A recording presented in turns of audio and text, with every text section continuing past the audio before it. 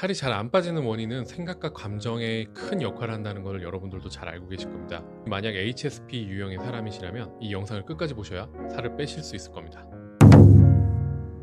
극도로 예민한 사람을 HSP라고 정의 내리고 있는데요. 분들에게 알맞는 다이어트 방법에 대해서 알려드리도록 하겠습니다. 다이어트에서 식욕이라는 문제는 맛있는 음식들과 디저트에 있는 것뿐만이 아니라 자신에 대한 자기 부정과 자기 혐오의 감정 때문에 나타나는 것이라고 합니다. 첫 번째 파트에서는 예민한 사람이 살이 잘 빠지지 않는 이유에 대해서 설명드리도록 하겠습니다. HS 쉽게 말해 너무 예민한 사람을 말합니다. 누군가에게 단점을 지적받으면 심하게 우울해진다거나 상대방의 표정이 좋지 않으면 내가 미움을 받았을지도 모른다고 생각해서 소심해지고 주변의 작은 소음에도 심하게 신경이 쓰인다는가, 정신적으로나 육체적으로나 외부 자극에 아주 예민한 마음을 가진 분들을 말합니다. HSP 타입의 사람을 정의하는 데는 4가지 특성이 있다고 하는데요. 여러분들도 해당되는지 한번 같이 보시죠. 첫 번째는 사물에 대해서 깊이 생각하는 것, 두 번째는 자극에 민감하게 반응하는 것, 세 번째는 타인에 대한 공감 능력이 매우 강한 것, 네 번째는 아주 섬세한 감각을 가지고 있다는 것입니다. 이러한 기질을 가진 분들은 전체 인구의 20% 정도가 된다고 하는데요. 이런 분들은 너무 섬세하고 예민하기 때문에 살이 잘 빠지지 않을 수 있다고 합니다.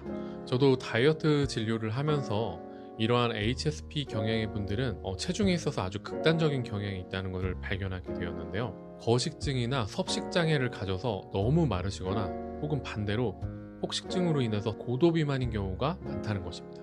하지만 그 원인 모두 나에 대한 자기 혐오에 빠지는 것이 공통된 원인인데요. 우리가 스트레스를 받게 되면 뇌에서는 스트레스 호르몬인 코티솔이 분비되게 됩니다.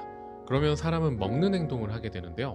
예를 들어 여러분도 직장에서 스트레스가 쌓인 날에 집에 돌아와서 마구 폭식했던 경험은 없으신가요? 왜 그렇게 되는 걸까요? 먹는다는 행동은 스트레스를 완화하는 아주 간단한 행동이기 때문입니다. 스트레스 호르몬인 코르티솔의 분비를 억제하면서 행복을 주는 세로토닌의 분비를 촉진시켜주기 때문에 몸은 스트레스를 받으면 자연스럽게 스트레스 해소와 행복감을 느끼기 위해서 먹는 행동을 하게 되는 것입니다. 하지만 이것이 더욱 마이너스적인 문제를 가져오게 되는데요. 먹는 것으로 채워지는 것은 아주 일시적이기 때문입니다. 일시적으로 만족할 수 있지만 우리의 마음이 채워지지는 않습니다. 그래서 다시 자기 혐오를 느끼게 되면 또 먹고 싶어집니다. 그러면 그것이 몇 번이고 몇 번이고 반복되면서 과식하게 되는 부정적인 피드백이 생기게 되는 것입니다. 정리하게 되면 섬세하고 예민한 감각을 갖고 계신 분들은 자기 혐오에 빠지기 쉽기 때문에 좀처럼 살이 빠지지 않거나 살이 쪄버린다는 것입니다. 이렇게 예민한 분들은 어떻게 다이어트를 해야 될까요? 이러한 분들이 다이어트에 실패하지 않기 위한 3가지 포인트를 알려드리도록 하겠습니다. 먼저 첫 번째 포인트는 다이어트를 하지 않는 것입니다. 갑자기 무슨 말을 하는 거냐고 생각하시겠지만 사실 다이어트를 하면 이런 분들은 오히려 체중이 늘어날 수 있습니다. 미국 대학의 한 연구에 따르면 다이어트를 한 사람과 다이어트를 하지 않은 사람을 5년간의 체중 변화를 추적 조사해 본 적이 있었다고 합니다. 놀랍게도 다이어트를 했던 사람이 5년 후에는 BMI 값이 더 높다는 결과가 나왔다고 합니다. 예민하신 분들은 다이어트식의 제한이나 칼로리 제한도 엄청난 스트레스로 다가오기 때문에 먹고 싶은 욕구를 참는 방식의 다이어트는 오히려 독이 된다고 합니다. 따라서 예민하신 분이라면 다이어트를 특별하게 의식하지 않는 것이 좋습니다. 첫째 포인트는 체중 그래프 일기를 매일 적는 것인데요. 자기 자신의 식습관을 알아차리기 위해서입니다. 좀처럼 살이 빠지지 않는 분들은 무의식적으로 살찌는 행동을 하고 있는 경우가 많습니다. 예를 들어서 무의식적으로 주말에는 과식을 하거나 밤에 무언가 디저트를 먹는 등의 식습관을 인식하지 못하고 있는 경우가 많은데요. 따라서 하루에 체중을 4회 측정하여 그래프에 기재하는 것입니다. 아침에 일어나자마자 아침밥을 먹고 나서 바로 저녁을 먹고 난 직후 그리고 잠자기 전에 체크하고 기록하는 것을 추천하고 있습니다.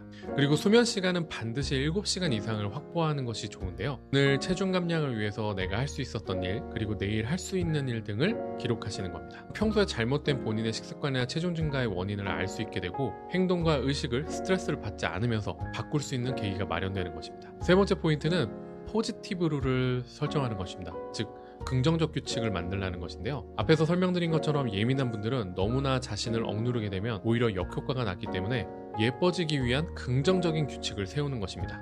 예를 들어 마음껏 먹을 수 있고 자유롭게 선택할 수 있지만 정말 내가 배고프다고 느낄 때만 먹자. 그리고 이러한 느낌이 사라지면 다시 진짜 식욕이 나타날 때만 먹는다는 긍정적인 규칙을 세우는 것입니다. 이것을 통해서도 식사량이 매우 자연스럽게 줄어들 수 있습니다. 또한 음식을 먹을까 말까 고민할 때는 먹지 않는 것으로 결정하는 룰을 정하는 겁니다. 예를 들어 입이 심심하거나 배가 고프지는 않은데 식사 시간이 됐거나 아니면 주변에서 먹는 상황이 되었을 때는 먹지 않는 선택을 하기로 미리 정해놓는 것입니다. 다음으로는 가공식품 등의 다이어트에 좋지 않은 음식을 먹을 때는 한 입만 먹고 젓가락을 내려놓는 것입니다.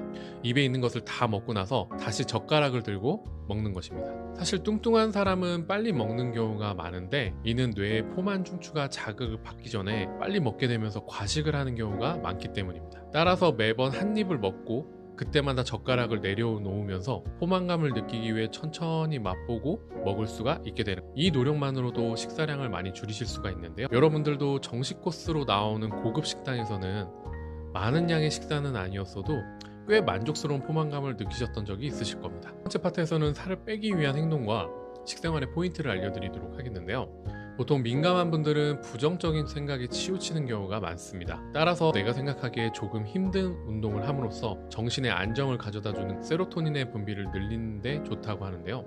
조깅이라든지 근력 운동을 지금 현재 체력 수준에서 약간 힘들다고 느낄 정도만 꾸준히 해주세요. 오히려 강도에 너무 얽매이거나 강한 운동을 하게 되면 스트레스가 돼버리기 때문에 출퇴근이라든지 청소나 세탁, 요리나 쓰레기 버리기 등의 일상생활에 있어서 조금 더 바쁘게 움직여서 운동량을 늘리시는 것도 좋습니다. 다음으로는 세로토닌을 증가하기 위한 음식을 먹는 건데요. 세로토닌이 부족하게 되면 이를 보충하기 위해서 음식을 먹는 행동을 취하게 된다고 합니다. 따라서 미리 세로토닌이 부족해지기 전에 세로토닌을 증가시키는 음식을 섭취해 보시는 겁니다. 구체적으로 세로토닌은 아미노산의 일종인 트립토판에서 만들어지기 때문에 트립토판을 섭취할 수 있는 음식인 붉은 닭가슴살, 연어, 두부, 된장, 간장, 계란, 우유, 요구르트, 치즈, 견과류나 바나나나 브로콜리, 콜리플라워 등을 섭취하시는 겁니다. 트립토판을 섭취함으로써 14시간에서 16시간 후에는 수면 유도 호르몬인 멜라토닌으로 전환되면서 수면의 질을 높여주는 효과를 기대할 수도 있다고 합니다. 세 번째는 통곡물 파스타를 드시는 건데요. 등에 섭취하게 되면서 도파민이 합성되어 뇌의 기능을 활성화해주는 노르아드레날린의 분비를 촉진시켜준다고 합니다. 이것은 식욕의 폭주를 억제해주면서도 우리의 미각을 재설정해주는 효과도 있다고 하는데요. 아연을 많이 섭취하게 되면 혀 위에 있는 미각 센서도 매번 세포가 변화하기 때문에 어떤 음식을 먹어도 느낌을 잘 모르는 감각이 마비된 상태에서 정상적인 미각 상태로 돌아갈 수 있다고 합니다. 디저트로 단 것이 먹고 싶을 때는 고구마를 먹는 것이 좋다고 합니다. 고구마는 포만감이 좋은 음식이면서 먹은 후에 혈당을 올리기 어려운 성질도 있기 때문에 디저트로 달콤한 음식이 먹고 싶으실 때는 고구마를 먹는 것을 추천하고 있습니다. 또한 카카오 70 이상이 함유된 초콜릿 한 조각이나 딸기나 블루베리류도 좋다고 합니다. 아주 예민한 분들의 다이어트에 대해서 알려드렸는데요. 예민하신 분들 뿐만이 아니라 식욕 억제나 어려움이 있는 분들에게도 도움이 되는 영상이었을 겁니다. 만약에 이러한 노력으로도 체중 감량이 어려우시다면 서울과 부산에서도 찾아오시는 해가온 팔체질 다이어트의 도움을 받아보시는 건 어떨까요? 오늘도 이 영상이 도움이 되셨다면 구독과 추천 눌러주시고요. 여러분들도 예민한 유형에 속하진 않는지 댓글로 남겨주세요.